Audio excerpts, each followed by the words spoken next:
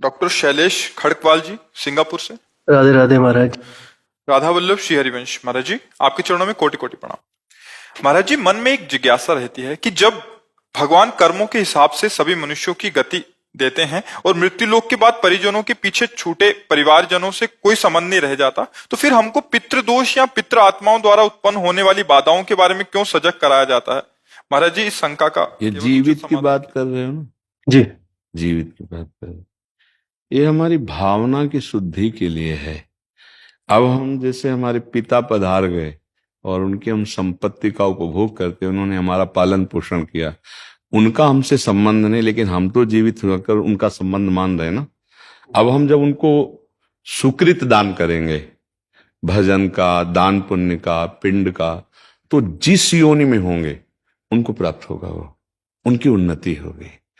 अगर वो किसी कर्म के दंड विभाग में हैं, नरक आदि में, आप यहां भजन कर, उनका उत्थान हो जाएगा, उनका मंगल हो जाए। वो आपका संबंध नहीं मान रहे, लेकिन आपका संबंध है, आप जीवित हैं।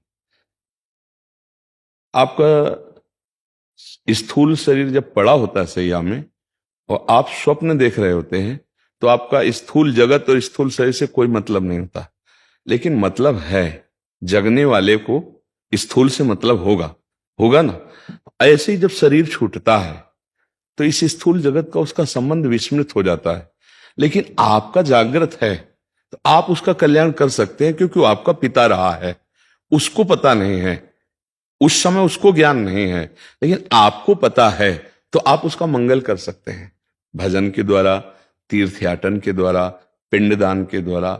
अगर आप नहीं करते हैं तो आपका कर्तव्यहीनता होगी, क्योंकि आपका कर्तव्य बनता है।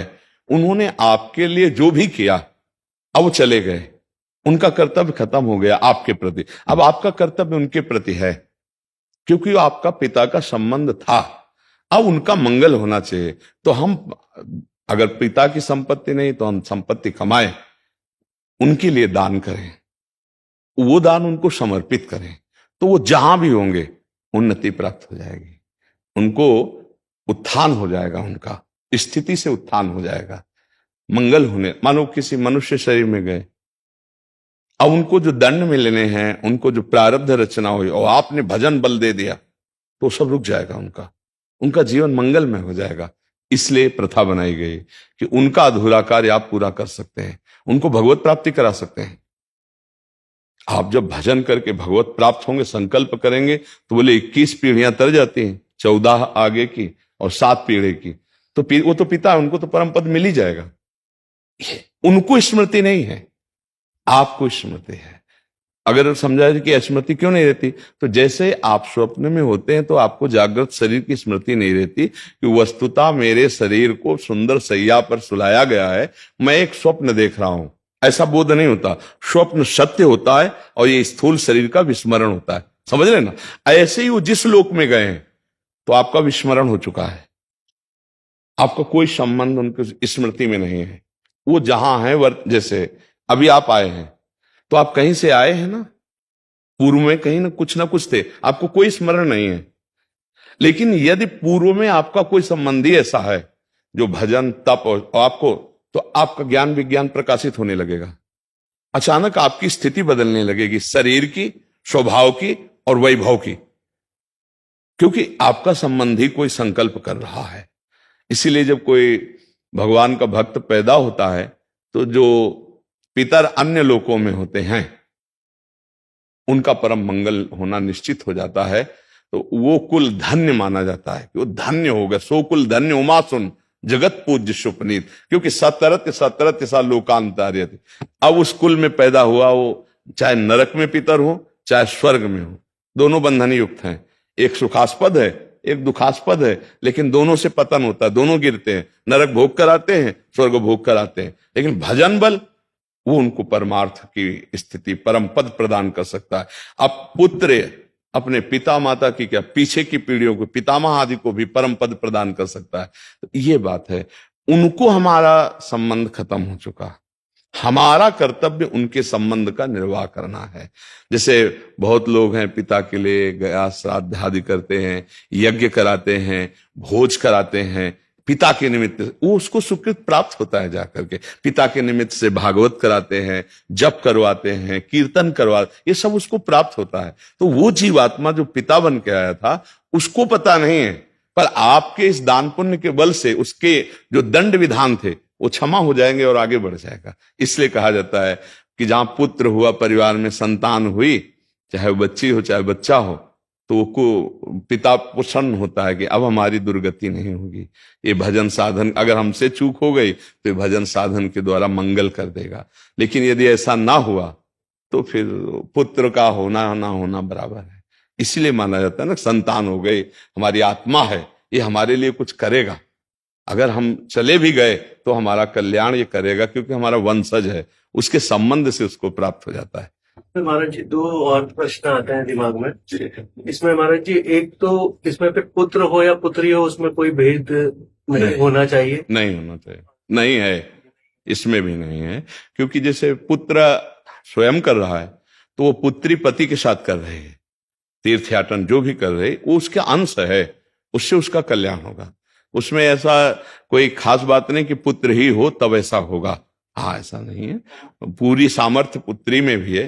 कितने ऐसे कुल हुए जिनको दोनों कुलों को पावन कर दिया, पिता पक्ष को और ससुर पक्ष को, दोनों पक्षों को पावन किया। तो उसमें ऐसा शास्त्रों में कोई विशेषता ये नहीं कि पुरुष ही होना चाहिए, बड़ा रोल है। हाँ, बिल्कुल बिल्कुल बिल्कुल, इस बात में कोई संशय नहीं।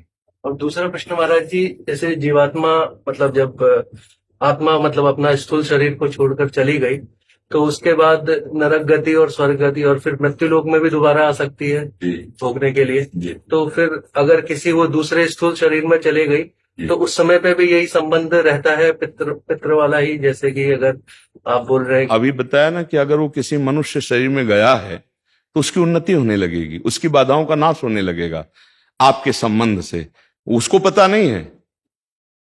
जैसे हम किसी के नाम पैसा ट्रांसफर करें और अपना परिचय हम ना दें और वहां तक पैसा पहुंच जाए तो धनी तो हो ही जाएगा ना। तो उसको पता नहीं, लेकिन आपको तो पता है ना कि मेरा जनक है, मेरा पिता है, अब जहां भी होगा उसको सुख पहुंचेगा, वो किसी भी योनि में हो। अगर मनुष्य योनि में है तब तो कहना क्या है, पर पता नहीं किस योनि में हो, पर उसकी उन्नति हो जाएगी, उसका परमार्थ पुष्ट होने लगेगा। उस जैसे कुत्ता है, एक कुत्ता है गलियों में मारा घूमता है, एक है गाड़ी में सुख पूर्वक घूमता है, और एक है भक्तों के पास भी रहता है, भक्त परिवार है, नाम कीर्तन कर रहे हैं, मतलब एक है धाम में वास करता है। कितने तो अब इसके सौभाग्य का जनसाधारण कुत्ता थोड़ी करेगा, जो धाम में राधा नाम कीर्तन हो रहा है, यही देहरी पे बैठा हुआ है, संत जन प्रसाद पाए उसको दिए, श्री जी का प्रसाद ही तो मिल रहा है। तो अब ये कुत्ता और वो एक जनरल कुत्ता, बड़ा अंतर हो गया ना। एक कुत्ता जो गली में भोजन नहीं मिलता, एक जो गाड़ी में खिड़की के खुला करके गोद में लेकर, अंतर हो गया। किसी भी योनि में हो जीव, आपका उसका तप है, मतलब वो एक अरबपति आदमी है, अपनी गोद में बैठाले हुए है, वो उसका वो खिड़की खुला है, हवा आ रही, ऐसी गाड़ी में बैठकर कुत्ता चल रहा है, नहीं चल रहा। देखो ना, जीव है, अलग अलग उसकी स्थिति है। अगर वो पुण्यात्मा रहा तो देखो ये आया, बना किसी कर्म से स्वान, लेकिन ऐसा स्वान बना जो बाबूजी की तरह जाके गद्दे में सोता है, सर्दी में उसको कपड़ा पहनाए जाते। और एक कुत्ता है कि अगर दरवाजे में खड़ा हो जाए तो डंडा मारे बेचारा, कू कू करके, वो ना भोजन मिल रहा है ना, मतलब कितनी। एक कुत्ता है कीड़े मतलब कीड़े लगे हुए हैं, कष्ट पा रहा है। एक है खुशबू आ रही उसके शरीर से, बढ़िया नहा धोआ के सब। ये अब किसी भी योनि में उसका मंगल होगा। हमें लगता है कि सबको करना चाहिए, अपने माता पिता के लिए, अपने पूर्वजों के लिए कुछ माला भजन करके, इससे सबसे बड़ा दान है। रुपया पैसा का तो दान ठीक है करे ही, लेकिन ये जरूर करे कि राधा राधा राधा 5 माला जपा, तो आज की 5 माला हम अपने पिता को देते हैं, इतना बड़ा कल्याण हो जाएगा 5 माला नाम जप करके। और अगर आप रोज 1 माला दें, पिता है तो उनका कल्याण हो जाएगा। ये गुप्त बात है आंतरिक, कि वो आपसे संबंध नहीं रखते, लेकिन आप जीवित हैं, आप उनसे संबंध रखते हैं, तो ऐसा करना चाहिए।